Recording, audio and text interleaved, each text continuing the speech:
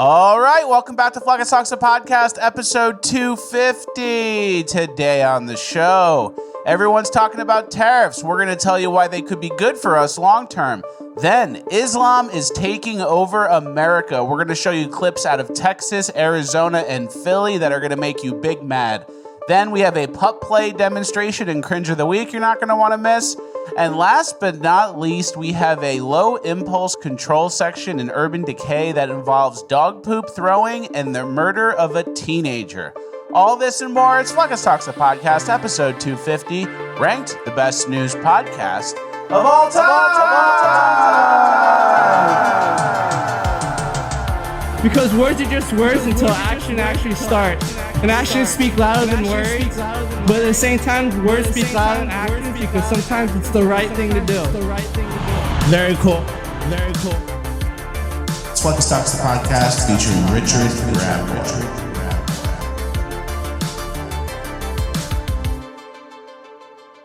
All right, one for one on the intro, as always. Guys, you've seen it before. When disaster strikes, grocery shelves go empty overnight, and the worst time to prepare is during the aftermath, because by then, it's already too late. That's why smart Americans trust My Patriot Supply to help them prepare before crisis strikes. And now, My Patriot Supply is making that easier than ever. Order their 4-week emergency food supply today and get 4 72-hour food kits completely free. That's almost 2 weeks of bonus meals at no cost. Each of these kits offer over 2,000 calories per day of delicious, easy-to-prepare meals that last up to 25 years on the shelf. That's real peace of mind. No empty shelves, no last-minute panic. My Patriot Supply has you covered. Stock up today before this deal disappears, because when emergency hits, food will be the first thing to go. Go to preparewithfleckus.com today to grab your kit, plus the 12 days of bonus meals absolutely free. Preparewithfleckus.com is the website. It's linked in the description. Thank you to My Patriot Supply for sponsoring. Let's get into housekeeping. All right, thank you to My Patriot Supply for sponsoring. Thank you, my patrons. Happy Friday, everybody. Totally different energy this episode. Feels good to be here. Happy Friday. The weekend's here. We're all slacking off at work. Yeah. Feels good. We do have something to get to, some housekeeping within housekeeping.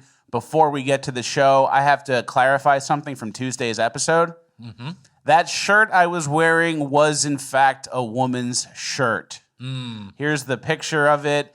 I thought it was a men's shirt because it was a 2XL, and there's no world I thought where I'd fit into a woman's 2XL. But ladies are getting bigger in America. Yeah, I guess so. And I'm like a 5XL in Chinese. Oh. So I figured, like, oh, this is a 2X. It is cut a little weird. The shoulders are a little off, and it's a little short around here. But, oh, it's a 2X. It's got to be a men's shirt.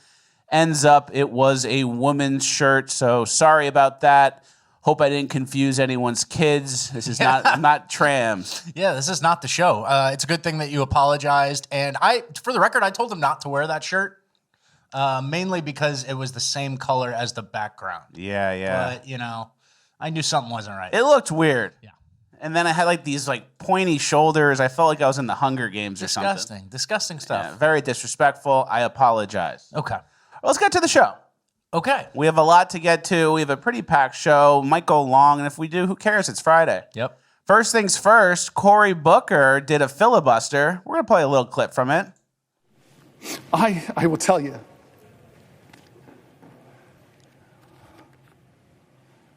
this Constitution has saved my life.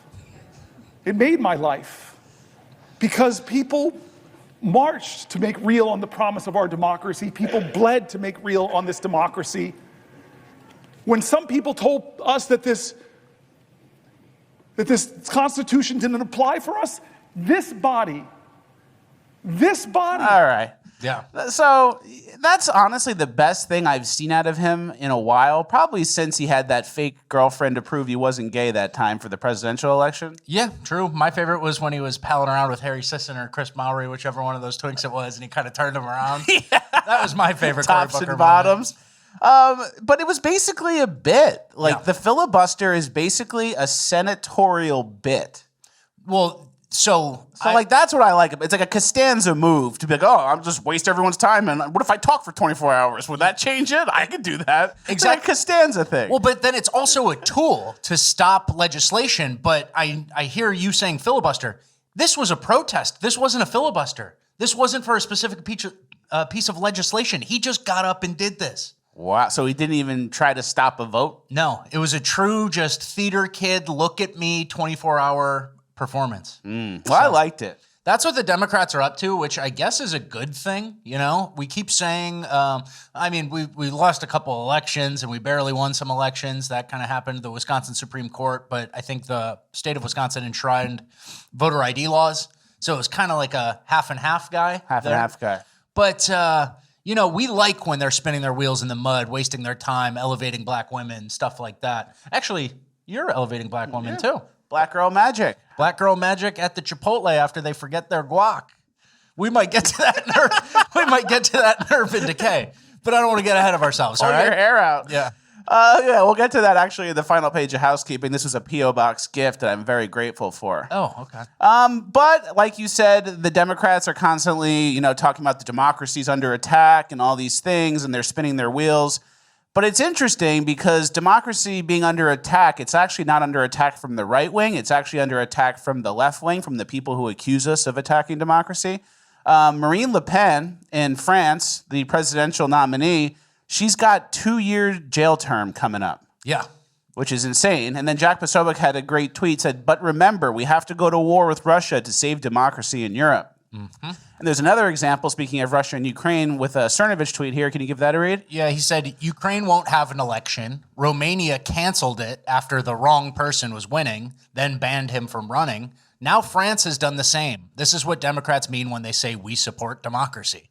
Yeah, so it's all backwards and upside down. And to be honest, I know it's horrible that Marine Le Pen's getting a jail sentence, but it could be what sets it off, and people finally will say enough is enough and maybe take it to the streets and protest it in the right way. Yeah, it could be. But yeah, there's a true globalist caveat for we love and protect democracy as long as you're not a far-right anti-migrant person, which is what's actually bubbling up. So they'll do everything they can, lawfare across countries, and I don't know. I hope you're right that something bubbles up. But. And it's not really a democracy when you don't look out for your own constituents, then you just bring in third worlders and then arrest people who complain. That would be an attack on democracy if you were to bring in a population of incompatible people and say, you have to ignore this. Yeah, very true. All right, let's get to our own issues here in America. The tariff war is underway. It's been going for a few weeks now. The economy, short term, the stock market's going down. The shit coins are going to crap.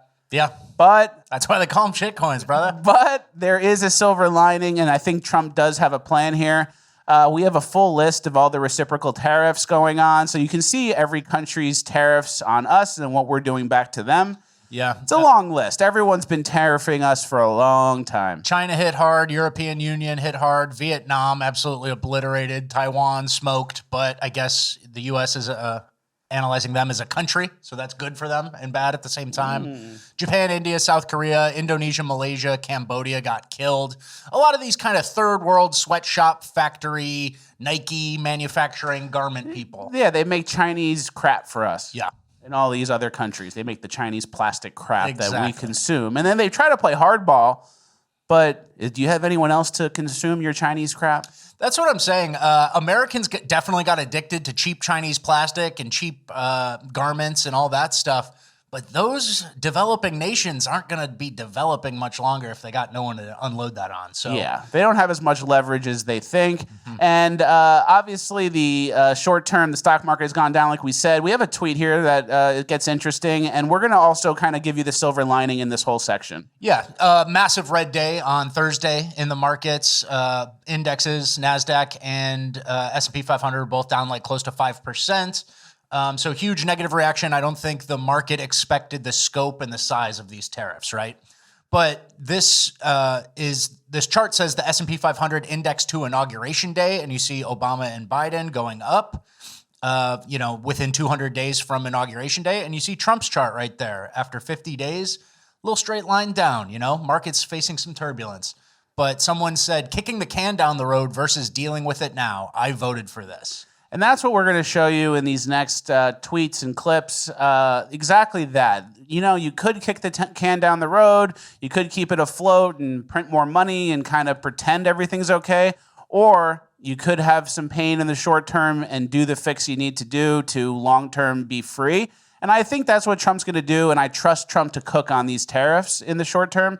Can you read that next tweet as well? And then you have a NASDAQ graph up here too. Yeah, NASDAQ. So after the red day on Thursday, we're now only up 127% in the past 5 years. So, guys, you know, it hurts a little. If you're heavily invested in QQQ and other high PE ratio tech stocks, it hurts. But this is asset prices versus producing something in America, right? Exactly. Doing the right thing and employing Americans, which is what Trump's... It's not like he hasn't exactly telegraphed this move. Tariffs are his favorite tool to leverage and immediately start negotiations with other countries who we have a large trade deficit with. And then I think this tweet summed it up very well. For 50 plus years, they've obliterated the working Americans to pump stocks, and then day one of obliterating stocks to help working Americans. Yeah. That's kind of what we're dealing with here. And then we have some memes and tweets here. Can you give that first one a read? Yeah, well, I mean, we just want to contextualize why we're doing this, right? It's not for nothing. It's not to make China mad. It's because our country has been eroded over the last 50 years from horrible trade deals, steel, textiles, all this sort of manufacturing has vanished. And this is a Logan Hall tweet where he says, countless examples like this. Driving through the Midwest is such a radicalizing experience, you know, the Rust Belt. What our leaders have done to beautiful small towns all across our country is totally unforgivable. And here's, you know, early 1900s era and then to a ghost town urban decay. That was the original urban decay. Our urban decay we talk about, it's a little, you know, darker. This was true, you know, Midwest Rust Belt decay, right? That's what came first. And then here's another tweet from the Drunk Republican. He says, it's becoming increasingly clear that the average American doesn't have the stomach necessary to fix the country. Decades of globalist bullshit have wrecked American industry. And the second someone tries to fix it, we're all, oh no, Microsoft is down 3%. What is happening? Everyone was all gung-ho during the rallies and shit, but when it's time to do the work, they all morph into jellyfish. Well, I have bad news. This is it. This is your last chance to fix the country. And if you think this hurts, you won't believe what happens if we do nothing. Our ancestors were scalped and died of diarrhea taming the West, and we can't even take a red day in the markets.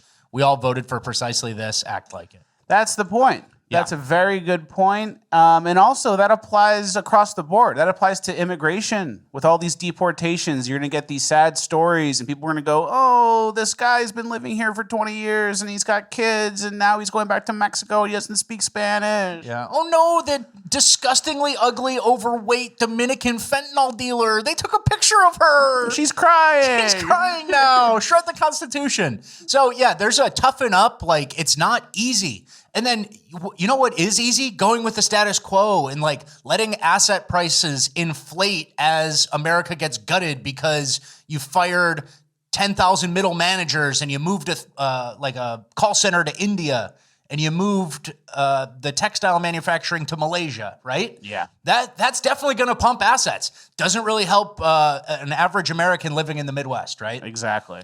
You want me to keep going? Yeah, let's go on this next one. Why in the world are virtually all New York... This is just another example. Why are virtually all New York City manhole covers made in India? Meanwhile, Pennsylvania is literally next door. This is why tariffs. Yep. You know, another example. This is from a DM from someone who was talking about the tariffs. Said, I was talking with a box supplier last week. He was telling me they're taking a 3% increase because of the tariffs on Canadian paperboard. Then he says... These tariffs are so crazy, they're starting the process of reopening the mothballed paper mills in Maine.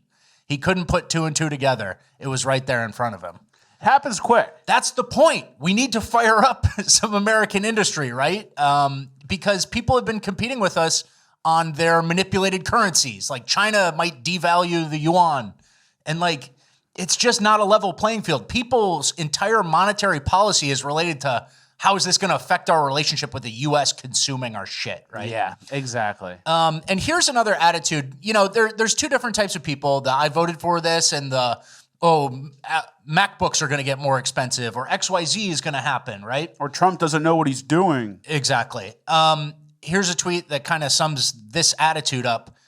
This guy says $1 was worth €1 at the beginning of the year. The dollar is declining in value, now worth 90 euro cents. Your European summer just got more expensive. Oh, that's relatable. Yeah, my European summer. I was going to go to the Amalfi Coast. I'm a plumber in Arkansas. I was going to the Amalfi Coast, right? I was planning on getting pickpocketed by migrants in Paris. Yeah. Now it's going to be worth less money when they take it out of my pocket when I'm not looking. Who's going to grope my daughter in Paris?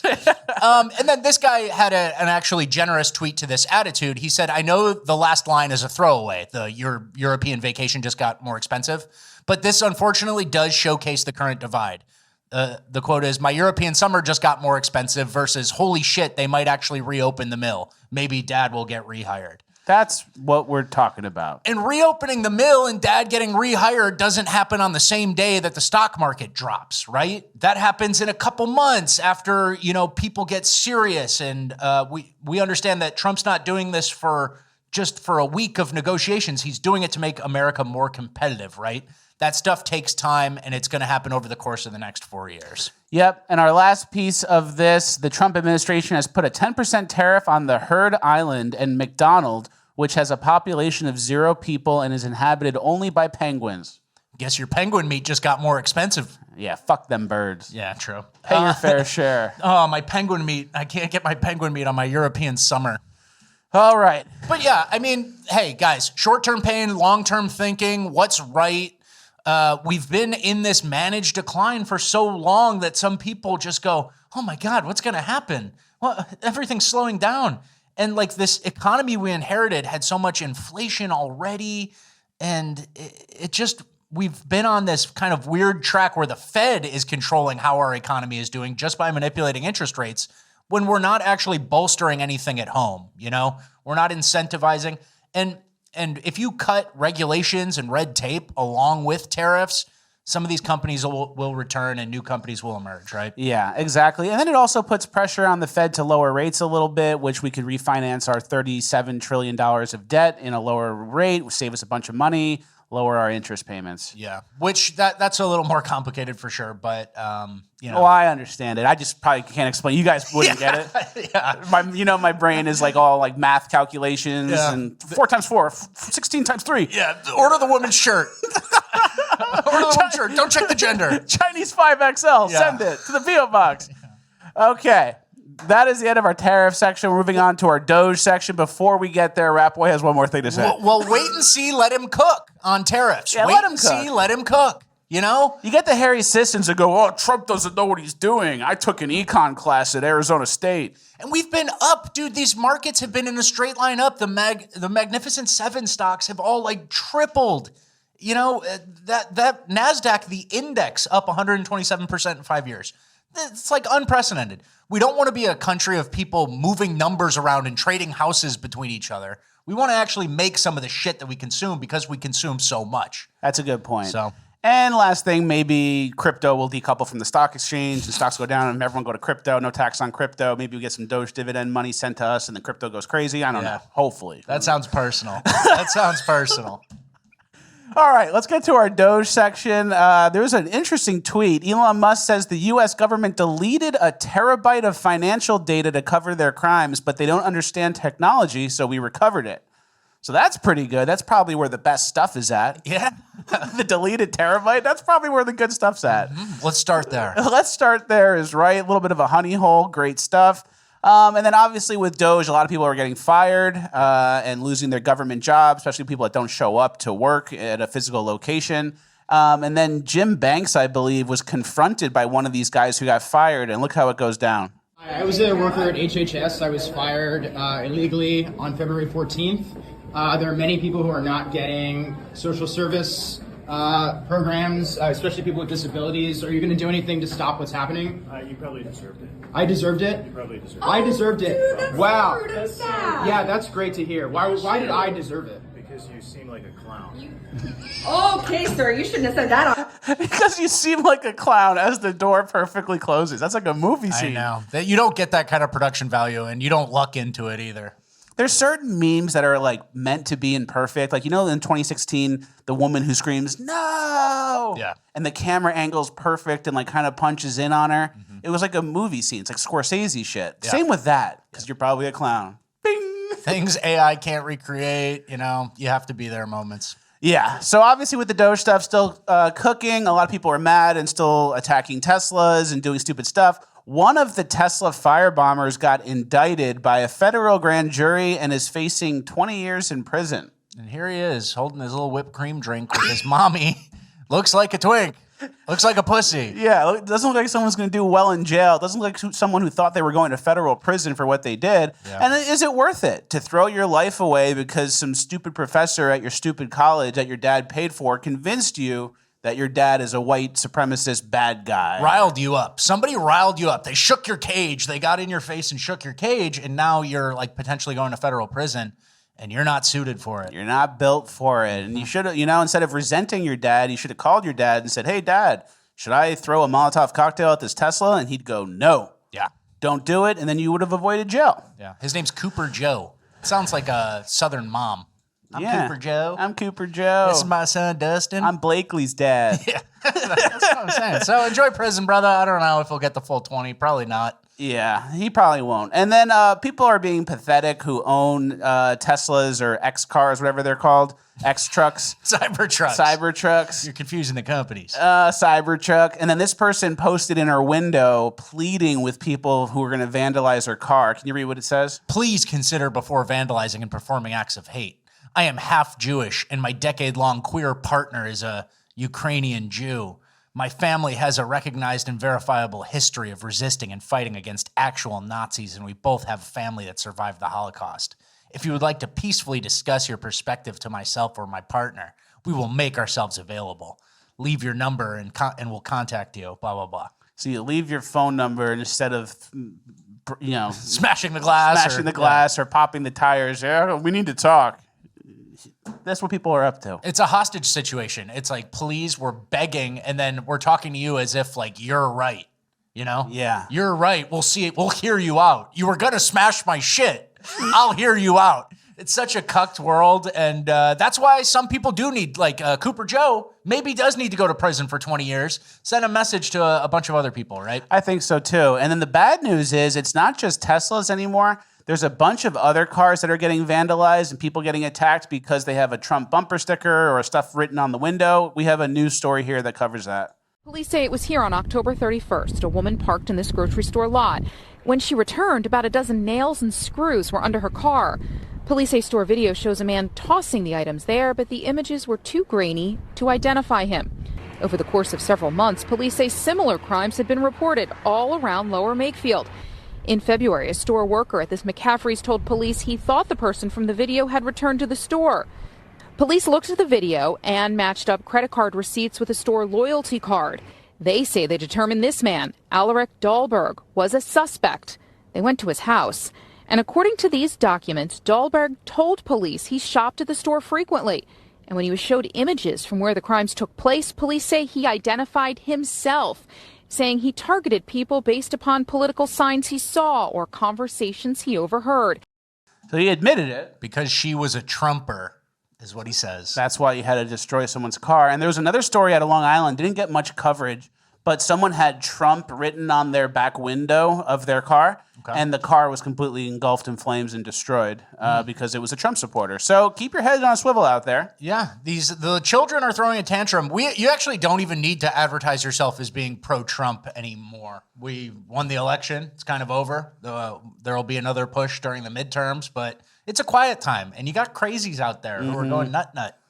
I kind of like putting Trump stuff on the car. Yeah? Yeah, I like that. I'm looking for, a confrontation maybe. Okay. But I'm not going to do it. But I'm on the other side of that where it's like, don't let these losers, college-educated losers who hate their parents deter you from expressing yourself politically. Yeah, It goes both ways.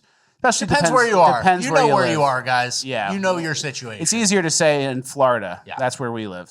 All right, let's get to our next section of housekeeping. Muslims are taking over America again. We almost forgot. Yeah, we talked about Europe last episode, but it's at home too. It's at home, and it's not just the migrants. Here we go. These guys are in a church. So this is what we're doing. So we're praying at churches now. That's what we're doing, Sheikh. Wow. Astaghfirullah. Look at the brothers lining up at the church. Assalamu alaikum, brothers. So where are we, man? We at the church? Y'all praying at the church? Y'all praying at the church? Not good. Yeah, and we're gonna fast forward it, and they lay their little carpets down, and the church lets them do it. They're completely taken over. I know it's like a cliche, without a shot fired. For thousands of years, Christians and Muslims have been opposed to each other, and now they're just, come on into the church. Let them It's in. basically yours. Love thy neighbor, your exact political opposite rival, who will, once they get the amount of the electorate they need, vote out your right to do what you're doing. Exactly. And another point there is you can't be a Christian in a Muslim country. You can't go there and say, oh, I'm going to open a church and spread the gospel. They won't let you do that. And they come here and we let them. Some countries, you even have to pay a tax to them for being Christian. And there's some word that I can't pronounce that I won't even say for it. Because, pay your hamsalah. Yeah. And I don't fuck with that. So. And then it's happening in Texas, too. In Texas, they're trying to make an entire Muslim town. 402 acres of beautiful scenery. Welcome to the future of living. Welcome to Epic City.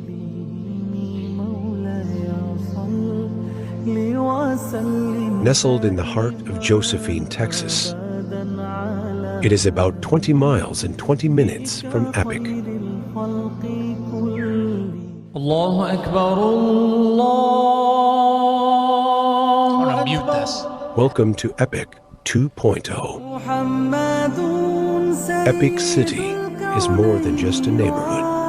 It's a way of life. All right, we get it. It's a 3D rendering at this point. They're building an entire city in Texas, deep in the heart of Texas. The stars at night are big and bright. It's just one star and a crescent moon now. Yeah. And I think there was a Christian town who wanted to do this in Michigan, and then, of course, the ACLU got involved in that case. I wonder where the ACLU is now. Can't do that. Yeah. And then Texas is passing laws now to make it even easier for the Muslims to do this. Can you give this clip a play? The clerk will read the resolutions. H.R. 34 by Lalani, Holy Month of Ramadan. H.R. 36 by Lalani, Eid al-Fitr 2025. H.R. 38 by Lalani, Mother's Day. H.R. 39 by Lalani. So they're doing a Muslim day or something. Yeah, the month of Ramadan, they're acknowledging Eid al-Fitr, and they created a Pakistan Day. That's not even for the religion. That's just the individual country, It's Pakistan. Texas. We're in Texas This here. is Texas. What happened? And then in Arizona, they're doing the same thing. The new Medina is going to be in Arizona. I call this the Medina of America. Oh, really? Because it's mountains, yes, dirt, and date trees. So it will remind you of Medina. So anybody has visited Medina, alhamdulillah, yes, it's the same hotness, same environment, same beauty. As soon as they're born, they were attached to the masjid. So they sleep to the Quran and they wake up to Quran. Our congregation consists of Pakistanis, Indians, people from Iraq, Syria. We get it. If I had a hat and like maybe one of those robes, I could fit right in with those guys for a while. Yeah, you could. And my favorite is some of these guys, like they talk in that very peaceful, like I'm a religious figure voice, and then we go, oh yes, but we will make this a Muslim country in 20 years. Like they'll say that to your face, like as an academic, like you are all non-believers, and this will go away. We out reproduce you by 4 to 1. Yeah. And then, you know what? I'm going to say something that's related since this is our migrant section before we get to the Philly clip. A lot of these people I feel like are on some sort of temporary status or a refugee or just got here. And this is some of the stuff we need to reverse too before anchor babies. Well, A, we want to challenge anchor babies, period. But this is some of the stuff we need to reverse too. Taking over towns, clogging up Times Square. Building your own cities. Here's the Philly one. This is in Philadelphia. This is what Philadelphia looks like.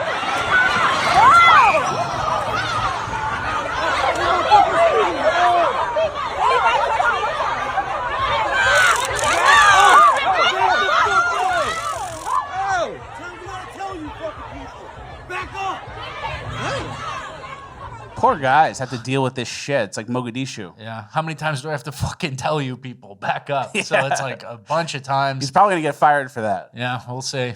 So that's very disturbing. Keep your head on a swivel out there, guys. It's not pretty. We're fighting on a lot of fronts, you know? We're fighting a bunch of different things happening at once, and we can't lose focus on any single one of them. Mass deportations, there's a lot of different types of people who need to go back. And they're incompatible. Like, certain people, these ones stick out the most because they're so incompatible. Yeah. They want to live an insular lifestyle. You know, they take pride in being incompatible. They're not like, well, it's a little different here than it used to be. They're like, no, we're going to come to America where it's much better, and then we're going to make it exactly how it was where we came from, but just with a better grocery store. Yeah, a better grocery store, and then like better social services that we're going to also take advantage of. Suck the money out as much as we can.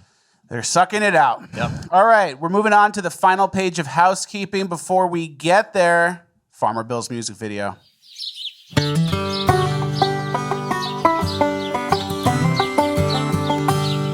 If you're on the go and you're working hard, we know just how you feel. You need a snack that'll fill you up, but no time to make a meal. So pick up some Farmer Bill's provisions made in the USA. It'll give you taste buds to giddy up and you'll be on your way. Farmer Bill's Provision. Farmer Bill's Provisions, the perfect protein snack. All right, thank you to Fleckus for doing that Farmer Bill music video. Alhamdulillah. Alhamdulillah. You have to say thank you, Fleckus. No. All right, let's get into the final page of housekeeping where I can talk about whatever I want. Before we get there, Juicy Algo, tickle the post, leave a like, leave a comment, then comment again, and start yapping. P.O. Box needs to be full. We're going to go over that shortly. Notifications need to be on, and the episodes need to be sent to the boys in the group chat. Smart. I added that. There you go. All right, our first clip of final page of housekeeping, some sort of Russian uphill ice challenge.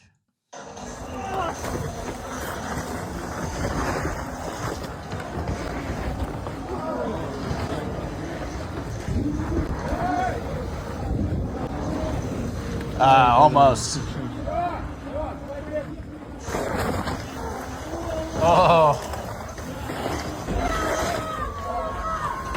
Oh, did he snap his leg? Completely snapped his leg. Oh. And they bring him off in a stretcher eventually. Completely snapped his leg. It might sound crazy. This takes place in Russia or something. This is kind of the American spirit. Yeah. We lost this. I get that. Yeah. Because of migrants. Okay. I don't know where you're going. All right, we're going to go faster. Jasmine Crockett admits to being a DEI hire. Say because you've been gracious. Is this. When I first became a public defender, I had no criminal defense experience. And I walked in and I told my boss, Charlie, I said, listen, you should hire me. He said, why? I said, because I'm black. Charlie looked at me like I was crazy. We know, Jasmine. Yeah, that's every black politician has a career start like that. Or you could do the Kamala route where you suck the guy. You know? She said that part. She thought it was like clever. And like, this is what we've been like complaining about. Yeah. And usually you'd be smart enough to be like, well, I'm not going to really talk about my SAT scores and how I got into law school. Yeah. And she goes, well, I barely took the SATs. Mm-hmm. And then once you're in the bloodstream, you kind of fail upwards, and all of a sudden it's our loud, obnoxious congresswoman from somewhere in Texas, right? Yeah, and exactly. Enough black people in the congressional district that you represent, and you're going. You're up. You're up. All right, you're up. Yeah. That's good. All right. All right, our next thing is a meme, and it says, we need to recolonize Haiti and turn the whole country into a golf course. Yeah. And then it got me thinking, maybe it's time to start colonizing again. They're doing it to us, as we just showed you in the Muslim migrant section and the migrant section in all globally. Mm-hmm. So they're doing, colonization's on the table.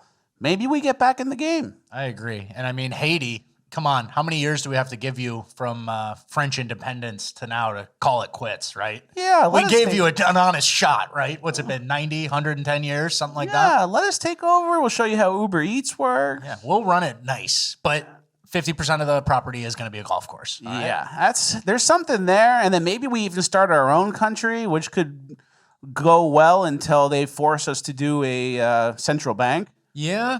You have like 50 years before they've They come in and say, we're going to Some people assassinate take interest. Yeah. We're going to assassinate you unless you do the central bank. All right. From our last episode, this is actually from Bonus Land. It's just a funny meme. Certification of autism signed by Donald Trump. You can kind of make that into any meme you want, which is good. All right. Next. Fleckus shows his phone to the camera during Bonus Lands.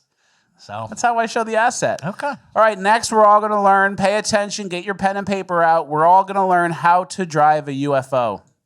The ARV system, for all of its claims of flashy, out-of-this-world propulsion capabilities, was indeed remarkably simple.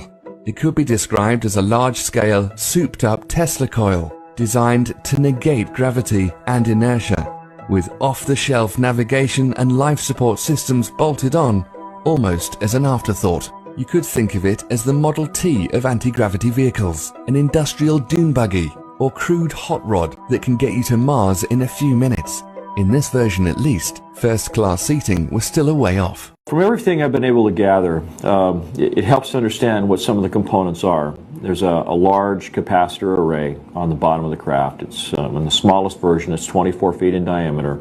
The outer edge of the plates and the capacitor section itself, they're shaved off at that same 35-degree angle. So you have a series of plates that are progressively smaller as you get higher and higher in the stack. And there's 48 sections. It's pretty interesting. Yeah. Capacitor. Okay. All right. You guys know about capacitor from Back to the Future. Yeah. Flux. It's pretty in 35 degrees. That makes sense. That rings true. Okay. Go to Mars in just a few minutes. Okay. All right, we have to go fast because we're running. Because we wasted time on that video. We're running a little late. That stupid fucking video. Next, we have a King Kong situation in New York City, I believe. That's pretty cool.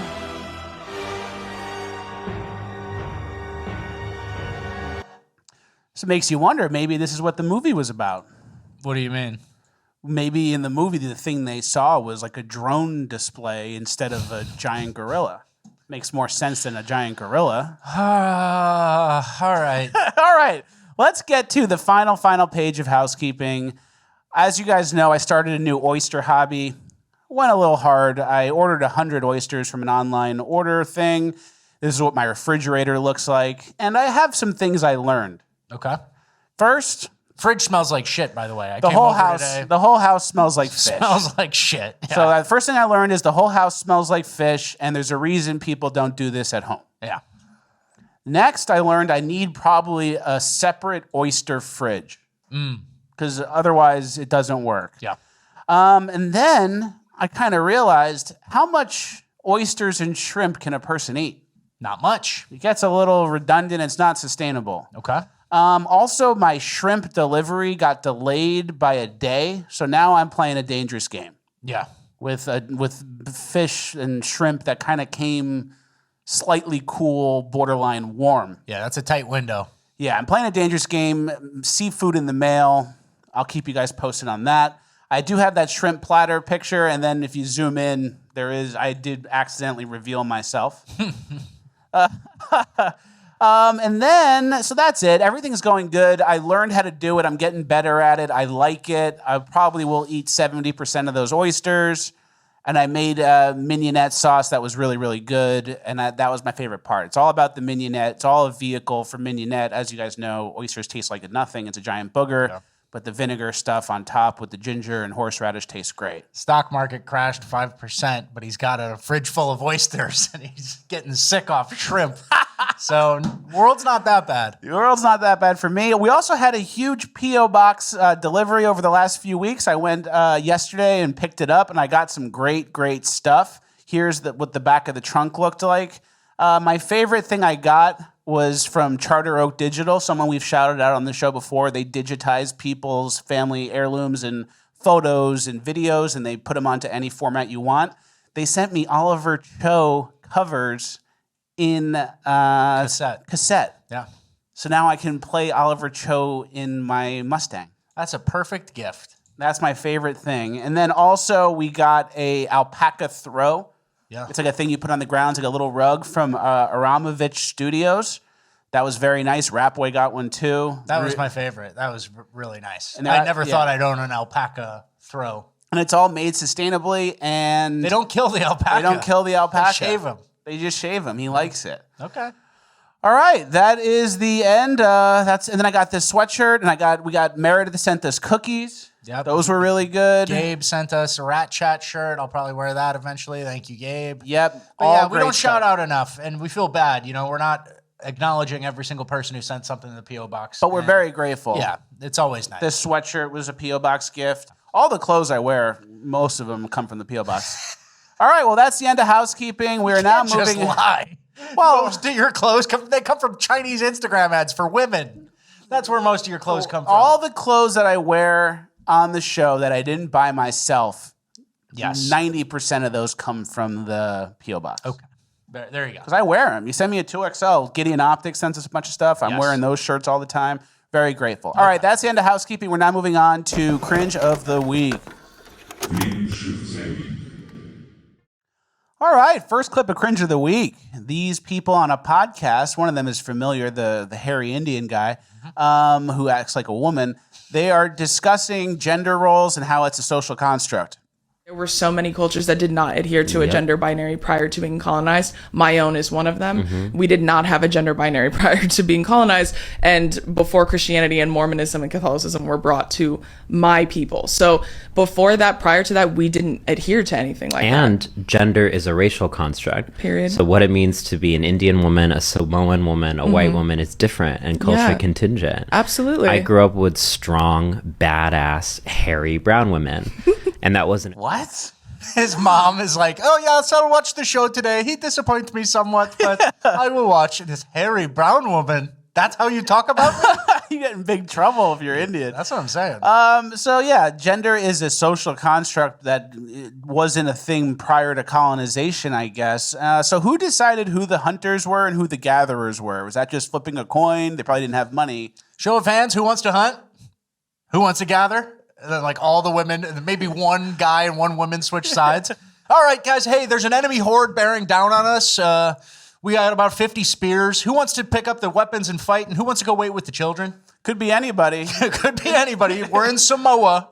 So let's let the women do this one. Slaughter, dead. Slaughter, dead, no longer a culture. Yeah. History doesn't remember you.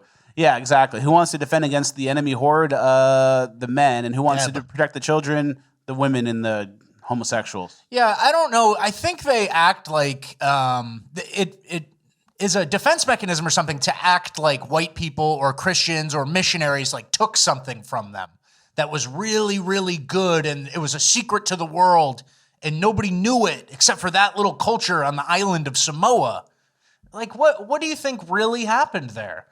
Nothing useful. Why did everyone switch? Yeah, nothing useful. They were easily convinced from the missionaries and the Mormons and whoever, I guess. But there was no culture had the secret to the world. Everybody did roughly the same thing. If you want to get mad at like Mindy Kaling for bleaching her skin now, I get it. Say, hey, don't be sad about being brown. If you want to talk to Beyonce about how she went from dark Destiny's Child to light blonde-haired cowboy girl now. Yeah. We can have a conversation, but don't act like you reinvented the wheel. Everyone's roughly similar. And colonization improved the whole world. And all these cultures that they pretend were so nice and they live in a fairy tale about, did any of those cultures fake a moon landing? Did any of those cultures dominate the entire planet and just start sending out people everywhere to kind of take over? No, you didn't. But, our women did men's stuff. I guess you can rest your hat on that. And had that work out. Yeah. Never really heard of Samoa before. Except when you go against the D lineman. Except when the D line at USC. Except when the D lineman from USC is Samoan. Except and when horrible to block. Troy Polamalu and Tua Putaloa.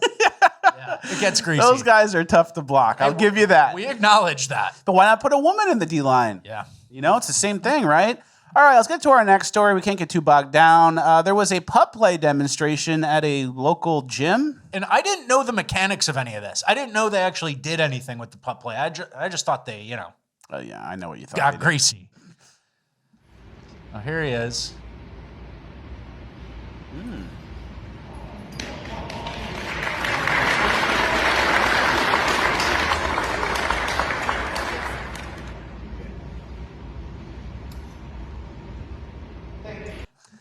Makes you wonder, is this because women vote? Is it because women vote and they voted against the interest of men who would have stopped this? Could be. Is it the Maxine? I'm trying to figure it out. Hard to blame women in a room full of men, though. So Yeah, I'm going to say this one's on us. This one's on us, and maybe anti-bullying campaigns or something like that could have stopped this. I was going to say something else, but maybe I shouldn't because it is like a family-friendly adjacent show. Nah, go ahead. Yeah? It's Friday. Earmuffs for the kids. They're definitely trying to breed this thing. Yeah, they're sucking. They're doing everything. We'll just say that. They're going crazy on this guy. It's not going to work. When he gets to that but they're definitely trying to make puppies with this thing. Let's just leave it at that. So they do the hand signal. And like the whole impressive thing about doing hand signal with the dog is like the dog's dumb, but he can understand. And now you're just doing it with a human for nothing. So all these guys can go, what? Get horned up later? They get bricked. They get bricked. And then here, I took a freeze frame here. A lot of guys at this event. I counted 19 in just this screenshot. We actually labeled them here. 1, 2, 3, the list goes on and on. And I want to talk about the opportunity cost of doing pup play shit with the boys at the local gymnasium. That's a good point. Because, guy number 3, he could have taken his niece out to ice cream that day. Mm-hmm. Guy number 7, he could have helped his neighbor rake the leaves. Guy number 9 could have delivered Uber Eats for somebody. He could have made a little money that day, Guy number 13 and 14, what are you guys doing there? They're black. Leave this alone. This is not for you guys. This is our problem. Yeah, we'll handle it. But yeah, there's like a whole thing like where a gym full of guys got together to do this loosely sexual weird shit with a leather skirt guy directing the pup.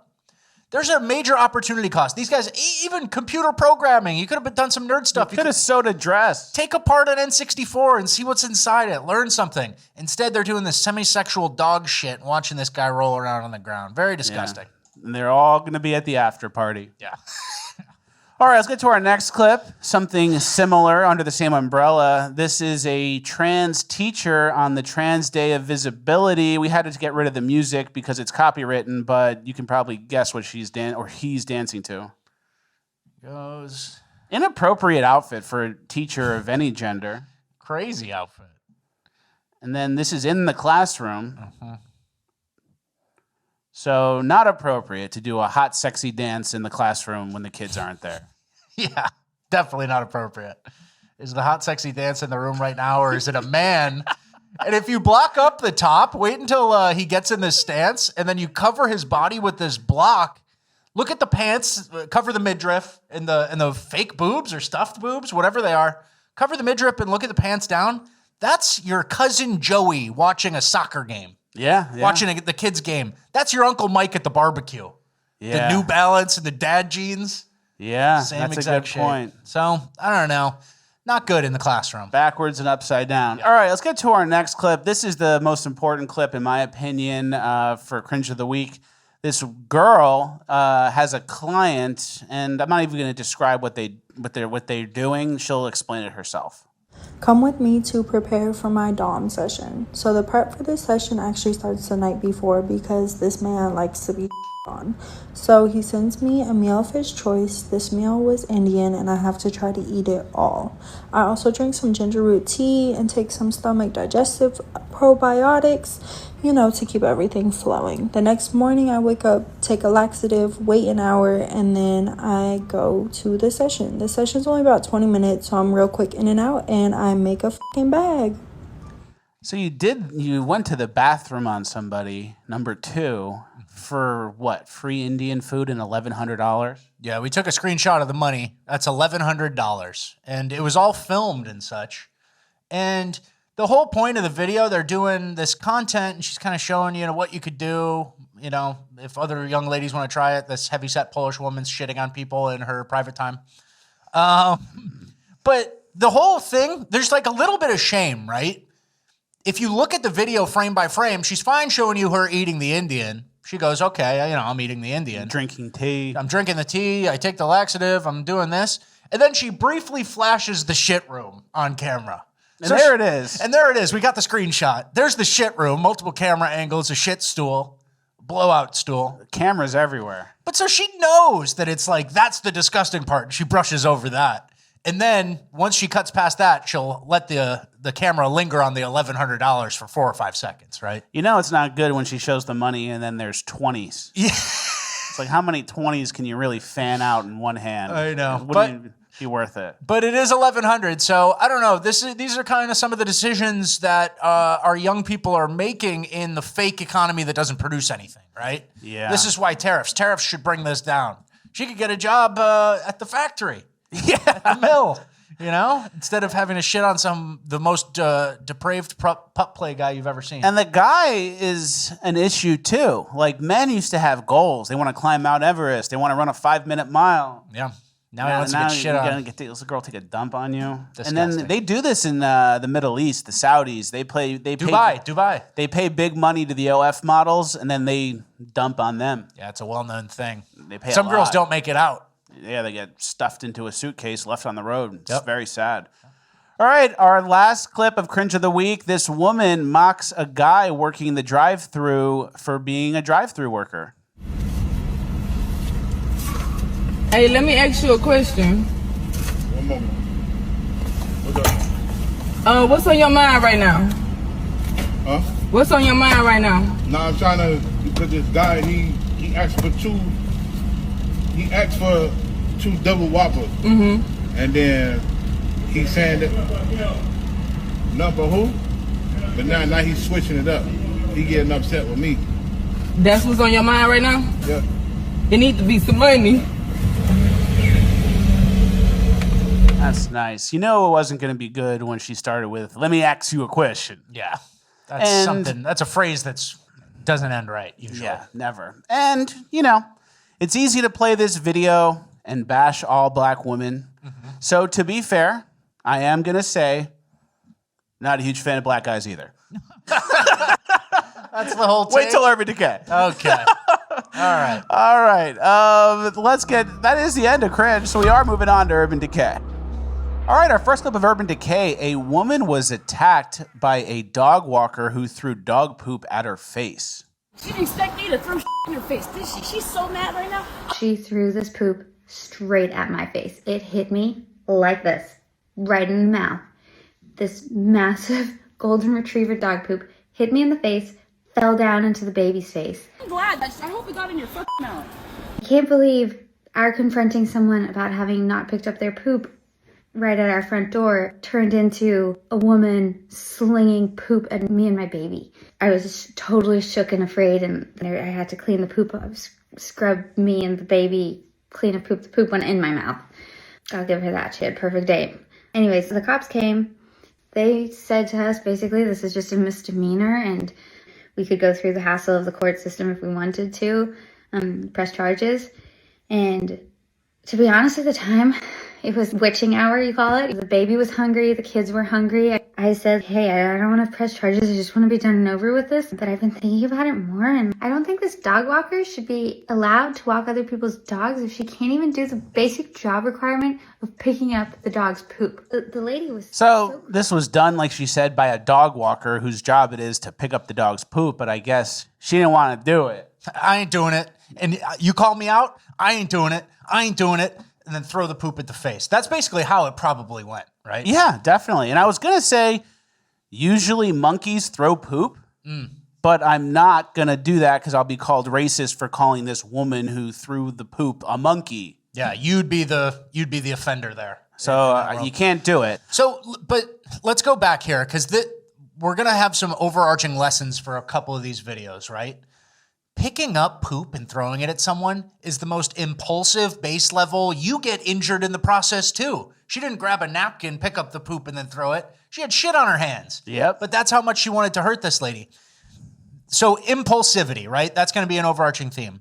Extremely impulsive. Then it was another one of those things like, I can't be told what to do. Remember the woman who was littering that we showed?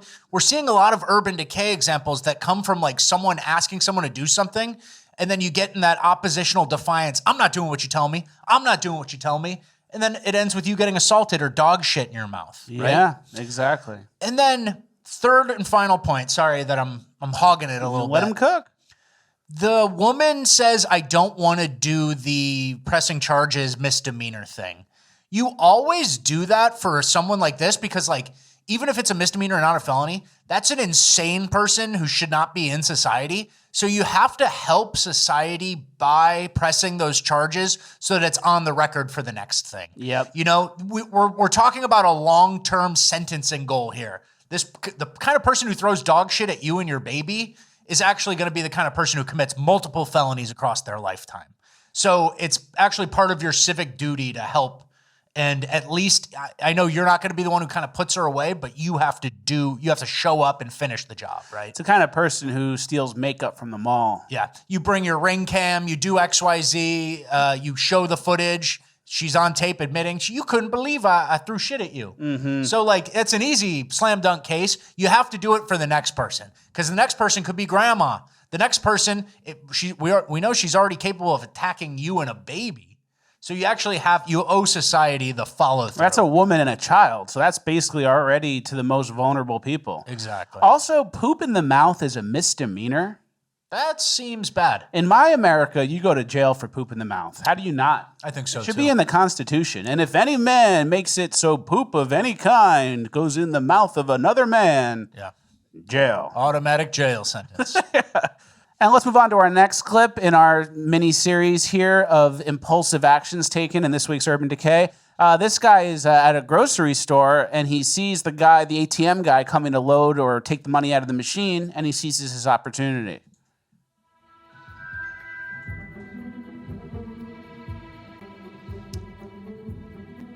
Look at his eyes. He's thinking about it. And in less than 4 seconds, he calculates and says, yep, felony time, bag of cash, out. Fat ATM worker. Why not? Easy mark, right? Yep. But he wasn't fast enough to outrun modern technology. Police tracked him down in hours using AI face recognition and security videos. And there's the young man, Elon Shepard, 21, facing 2 felony charges. Going to jail. And he was just at the grocery store probably buying candy. Yeah. He goes, could do it. He was probably going to shoplift something under $5, and now he's got 2 felonies because it's probably a federal offense to go after the Brinks truck driver or whoever. But isn't that crazy? Could you ever be like, and we joke about, people used to call the show bait car racist. Like, why would you put a car that's unlocked in the hood? Like, that's entrapment or something. It doesn't entrap me. Can you ever be like persuaded into a felony really quick? Could someone ever get you over the line on a felony? No. Even if I was in that situation, I would go to the Brinks guy and go, brother. Sloppy. You're getting sloppy. I could have taken the bag, brother. Come on. Attach it to your belt. You flinch at him or something? I would like be on the side and like correct the guy. But yeah, so you're walking a dog. 2 minutes later, you're throwing dog shit in a woman's mouth and a baby. You're at the convenience store. And in 30 seconds, you're running off with the Brinks bag. It's crazy how quickly some of these impulsive people, they live among us, you know? They're ready and willing to do something insane. And it's not even that big of boiling points. He just saw a bag of money. The woman just asked to pick up the dog poop. Nobody wants to pick up someone else's dog poop on their front lawn. Mm-hmm. It's not like it went back and forth and then it boiled over. Yeah, you knocked into my car. Yeah, the Brinks driver said, I bet you want this. I bet you want this money. You'll never have this money. But yeah, this impulsive criminal section, and we're about to get to the worst part of it. This is the sad one. We saved it for the end to not be a downer on the show. It's very sad. A 17-year-old Austin Metcalf was stabbed by another, they were doing a track meet, and another one of the runners stabbed him because he told him to stand in a different place. There was this kid, before I knew his name now, this kid was sitting under our tent at track. We asked him to move. He started getting aggressive and talking reckless. And my brother stepped in and said, you need to move. And he's like, make me move. Austin grabbed his backpack. The kid, I tried to whip around as fast as I could, but I didn't see the stab. But then I look at my brother, and then I'm not going to talk about the rest. So just that's so basically, the kid died in his twin brother's arms. Yeah. Small disagreement, stabbed in the chest. At a high school track meet. So you brought the knife to the track meet. More black on white violence resulting in the death. This guy was like a 17-year-old football star with a 4.0 GPA. And then the other guy was this guy with the AK-47 in the pictures, giving the middle finger to the camera. Yeah, he's such a good boy. And, you know, in a split second, you're stabbing someone in the heart. Crazy low impulse control issues. I don't even know what the lesson is. Again, it's all the impulsive criminals. You don't even think they're capable of it. This was a little bit of a disagreement. You shouldn't sit here. It's probably like by team or something under the tent, you know?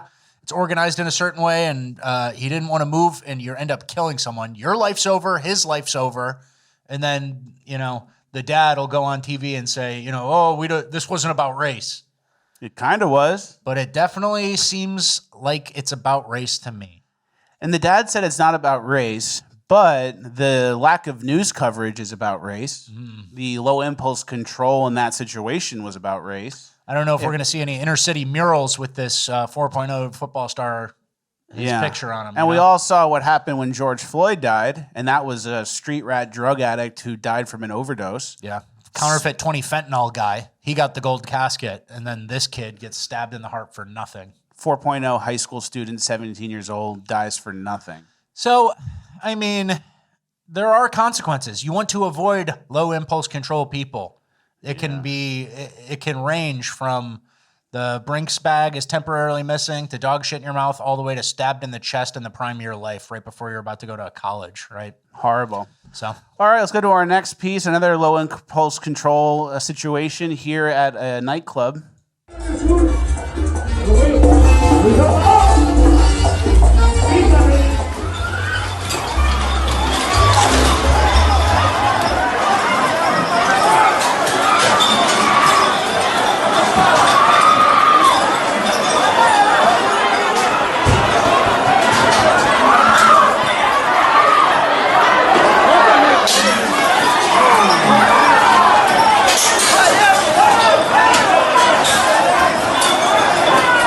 I would never go anywhere like that. Bottle throws, looking to slam chairs, total destruction of property. The night. What do you think happens at the end of this? They go, okay, that was out of hand.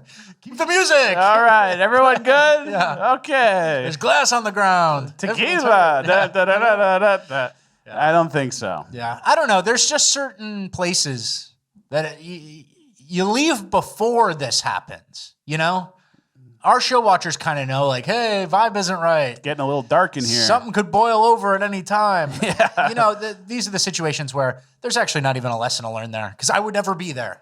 You would never be there. Leave early? Brother. I'm not even within 2 miles of this establishment. I'm at home. What are you talking about, leave early? So, yeah. All right. Next, teen crowds cause safety concerns. I believe this is Chicago. Yeah, it is Chicago. A demand for change after crowds of teenagers got out of control over the weekend in Streeterville. 2 teens were injured along with several police officers, but not everyone's in agreement about what to do about it. Charlie Wojciechowski's live for us in Streeterville with more on the story. Charlie. Well, good afternoon. We have a late statement from the police superintendent, Larry Stelling. He says his department will keep people safe whether they live here in Streeterville or they are visiting the area. The mayor, though, says the way to do that is not by way of changing the curfew. Many here in Streeterville, though, disagree. From the plaza outside her front door, Tracy Boone says she saw hundreds of teens pour into the intersection of Illinois and Columbus. She shot this video. I saw absolute mayhem, disrespect, criminality, everything. Boone says when she saw the kids run down the middle of Columbus and take over tiny Ogden Park, she could only think of one thing. Oh no, another summer of this. This has been going on for a while. This isn't anything new to us. It's just that Friday night was probably the worst I've ever seen. For the second time in March, people in Streeterville say they have been terrorized by the gatherings. 1 teen was shot, another was stabbed, and police officers were injured shutting down the gathering. Something they said they did as soon as the city's 10 p.m. curfew for unaccompanied minors kicked in. The mayor says what he'd like to see in situations like these isn't a change in the curfew, but rather more safe places for teens to gather so they don't resort to activities like these. That's what the issue is. They need more safe places to go so they don't terrorize twerking in the street, shooting, stabbing people, and then injuring cops. The only place for these kids to hang out is in the middle of the road. Imagine if there was like a YMCA or something in Chicago. Imagine if there were basketball courts. This would never happen. Yeah, a library. Yeah. This happens because nobody stops it. And then you have power by numbers where not everybody gets caught. And then the parents don't fucking care about the kids. And they never find out, were you part of that Streeterville shit? They never ask them. And nobody feels shame and nobody's embarrassed. And then people in Streeterville just get terrorized all summer. And what is this? Because it's spring break? Well, yeah, spring break is probably getting a little warmer. Yeah. Crazy. And how about that reporter's last name? Yeah, what is it? Woj something Woj? Wojciechowski or some. That was an uphill climb. Charlie Wojciechowski. They were probably like, Charlie, you're a good reporter. You got to change the last name to Chowski or something. You can't put this on TV. Charlie Woj. Yeah, and he overcame. Yeah, that's the old stock. That's the old stock of Chicago. Polish guy, you know? Yeah. Now the new stock is these kids twerking they shit, hurting the cops. And there's doing shootings and stuff like that, as you know. And then we get gaslit by the media and telling us that we live in a gun problem zone. America has all these gun issues. 1 out of every 15 American adults have been at a mass shooting, according to the University of Colorado study. They try to scare you with that. But then Memetic Sisyphus made a great point. Can you give that a read? Well, he actually looked at the study, and it says, gang shootout in your neighborhood, that counts as being present. Neighbor kills family and self in his house, that's a mass shooting in your neighborhood you were present for. So all these shootings are just most of these urban youths. Yeah. And they're shooting each other, and then everyone who's around, it's like, oh, you were involved in a mass shooting. I think of people who didn't go to jail or get their crimes knocked down when they have weapons involved. That's probably more of the problem, not so much a gun issue. Yeah. And I think 1 out of 15 Americans is black. I don't know, right? Yeah. 1 out of 15? That's a little less. If you did that for the black community, it would probably be like 1 out of 2. Okay. All right, our last clip of urban decay. You guys know, we call it like we see it. We're pretty honest people. And some might say that we're racially insensitive or we're pretending that certain groups do all the crime. And obviously it's not everybody. But Mace, the singer, you know him? Yeah, I liked one of his songs back in the day. Well, Me I can't too. remember which one. He did something. Him and P. Diddy. I think so, yeah. Mace. It's like that party song. I don't remember. I'm not going to tap into it either. But I know specifically I used to like one of his songs. Me too. And he did a podcast, I believe, with LeBron. Okay. And listen to what he says about the problems within the black community. It's very much echoing what we say here. First thing black people do when they don't get a shot is yell racism. You know, it ain't always racism. Like you said, Mo, sometimes you just don't want to be around niggas. I know I definitely don't want to be around niggas. So I concur. You know what I'm saying? I'm not even in denial about it. Some people are in denial about it. I 100% emphatically, most earnestly don't want to be around niggas. You know what I'm saying? Like, I'll be around Killer. Killer's my nigga, but I'm not the guy, you know? I don't like the nigga behavior. You got to watch where your clothes are. You got to watch if all your watches is in the bag. You got to watch it. Yeah, he made a good point. He doesn't want to be on high alert. He doesn't want to be around desperate people who would, like, if they had a chance to hit a lick on him for something worth $1,000, like a bracelet or a watch or whatever. He doesn't want to be around that. He wants to relax. If you're willing to rob the Brinks truck guy, which is automatically a felony, you'd probably try to get Mace in his convertible, steal his watch or his necklace, and rip it off his neck. You know? That's what I'm saying. If you rob the Brinks truck in 3 seconds and you had a whole evening to kind of plot and look at, Mace, he's got that watch. Oh yeah, he in the club tonight. Which pocket is his wallet going in? Okay, you can got a stack of cash this big. You plot something. You plot something, right? Mace is right. Yeah. And Mace, you know, he'd agree with us, and maybe he's a show watcher. Okay. Easy to say. I doubt that.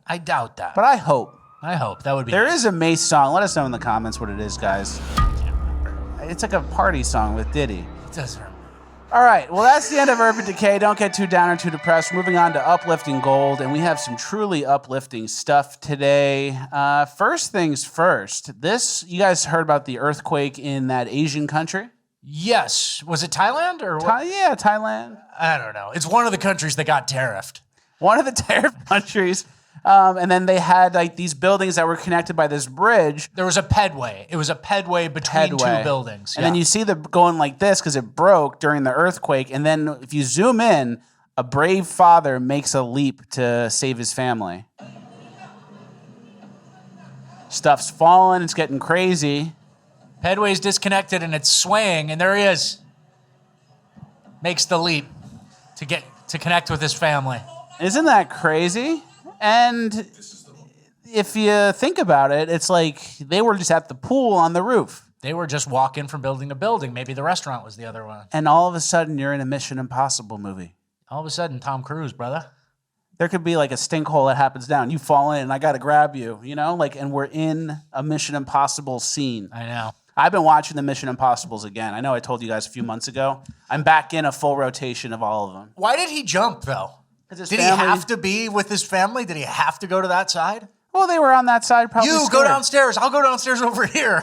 That maybe would have been the safer play. But I guess he wanted his Tom Cruise moment. Tom Cruise is 5'5".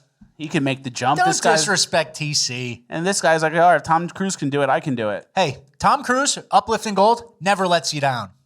Tom Cruise, he knows what he's up to. He's an entertainer. He makes movies. He wants you to go to the cinema with your family. Yeah, I'm sorry for saying you're short, Tom Cruise. You're not. Yeah. Tom Cruise, you're 6'5". You wear those shoes. You stand in the Apple box. You're not short. Yep. All right, next. This is really interesting, and I don't understand the science of it. This guy's trying to get home, but he's wearing a dumpster magnet hat. So he's going, and you can see it start to suck him right here. Yeah. He's getting sucked. Uh-oh. You got to take the hat off, brother. Yeah, you shouldn't have had your magnet in that night when the dumpsters were so close. All right, remember last episode we showed you the Lexington Mall Studios commercial? And it was kind of like brain rot, cooked, retarded. Yeah. We got another one, and this is POV. You're being raptured up to heaven, but you are still getting ads. Back to Tri-County. I'm going to head upstairs to the Tri-County Jewelry Exchange. The Tri-County Jewelry Exchange is the largest jewelry exchange on all of Long Island. The Tri-County Jewelry Exchange has more than 30 helpful and professional jewelers that will help you with your jewelry needs. We'll see you soon at Tri-County. Hey, I know it's not for everybody, but there's something about doing advertising on social media with minimal advertising skills and no social media knowledge. It's very pure. Yeah. There's something pure Americana about that. I agree. Hit your lines, try your best, and you want to catch their eye somehow. And it's not going to be like a real commercial. Yeah. I just want people to come to see Tri-County Jewelers or whatever. It's low stakes. There's something very pure about that content. Okay. All right, next, this lady gets wrapped up in a dust devil. She's walking to her truck. Maybe it's a guy. No, it's a lady. Dust devil. And it gets her. Dust devil. Oh! All of a sudden, you're in a fight for your life versus a dust devil. Oh, that was it. No big deal. I guess shit gets in your eyes, in your ears. Yeah, that's not good. But that was funny that it got her. I thought it went longer. That's uplifting. All right, next, this kid won an award for his bird calls. Anyway, this is a great horned owl sound.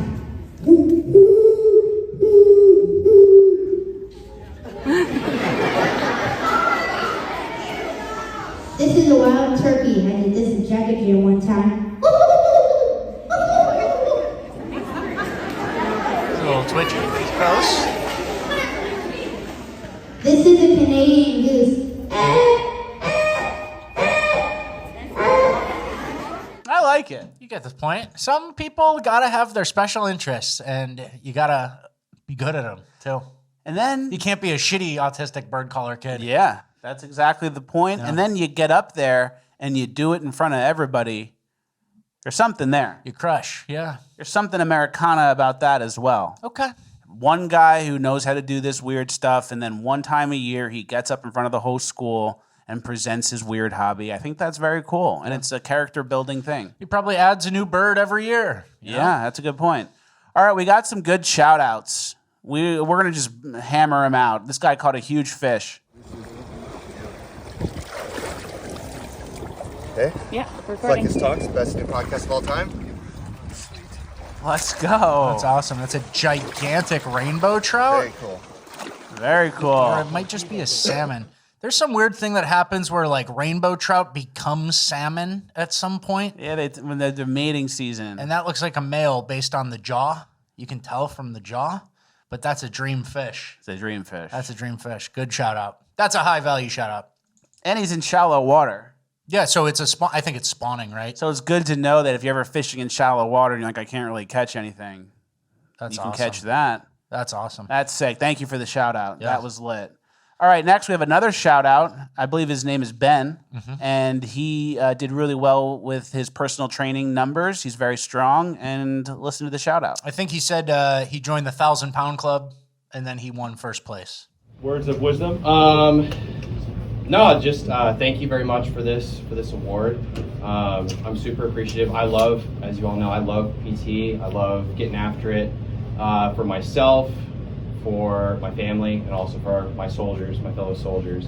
So thank you for that, and shout out to Fleckis Talks, the podcast, greatest news podcast of all time. Thank you. That's what I like. Thank you for your service, brother. Thank you, soldier. That's what I like to see. You've been promoted.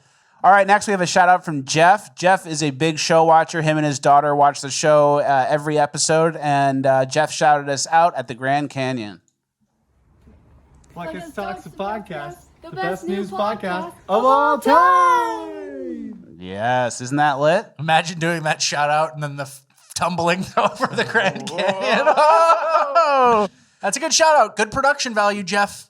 Great work there, Jeff. Thank you. And I'm happy that you guys watch the show and love the show. We love you right back. We're very grateful. All right, our final piece of housekeeping, a bonus lander of ours, their house burned down. Yeah. And it was a very dangerous situation, but everyone is okay. Can you read the story? It says, new bonus lander here with some uplifting gold for you. My house burned down last weekend from an electrical fire, and God saved my family's lives. Had this fire happened at night, my children, parents, fiance, and I would almost certainly be dead. My family got out, and the firefighters even miraculously saved my pet snake in time for him to survive. The tires from 2 cars and a motorcycle in the garage were where the fire started, left a thick layer of carcinogenic microplastic smoke and soot covering the entire interior of the house, even the parts that didn't burn up. We may have lost everything, but God saved my family, and we're praising him for that. Christ is Lord. That's so nice to have that mindset, and that's very true. Here's some pictures. Who cares? What is this? Wood and plastic and cars. You'll get that back. Yeah. But your family, you can't, and God saved you, and we're very grateful that you sent this story in. And there's some of the soot. Everything's burned up. Yep. And he also said shout out to the Red Cross as well for showing up while the house was still burning to give us blankets, supplies, and waters, and cash. Classic Americana institution still doing some good in the world. Very uplifting. Good to see. And then this was sent in by Dreidel Bagelstein. So very happy you guys are okay, Dreidel. Yeah, Mr. Dreidel. Bagelstein. Mr. Bagelstein. Thank you for your service. Wow, I'm glad you guys are okay. I'm glad everybody made it out safe. Glad the Bagelstein family is okay. And you might want to look into that. The Bagelstein family, maybe, who knows what kind, maybe they got struck by a certain type of lightning. Maybe it's an insurance scam. The Bagelsteins? Ooh. I don't know. I don't want to get conspiratorial. All right. Hey, God bless you guys. Thank you for watching. Like, share, subscribe, all the good stuff. FleckisTalks.com for a 30-minute bonus land dropping right now. The last bonus land we did, I'm not just saying it, I rewatched it last night. The last bonus land we did was my favorite one ever. It was so funny, and it wasn't even clip space. It was just Rat Boy and I talking about finances and our spending. So it was really a great energy bonus land, super funny. Fleckis has a spending problem, and I think we're actually going to be updating that today in bonus land. So we're going to be talking about his personal finances and all his decisions he's making. Yeah. So love you guys. Happy Friday. Slack off at work. Have a nice weekend. Get in the sun. And we'll see you on Tuesday. This is a bald eagle.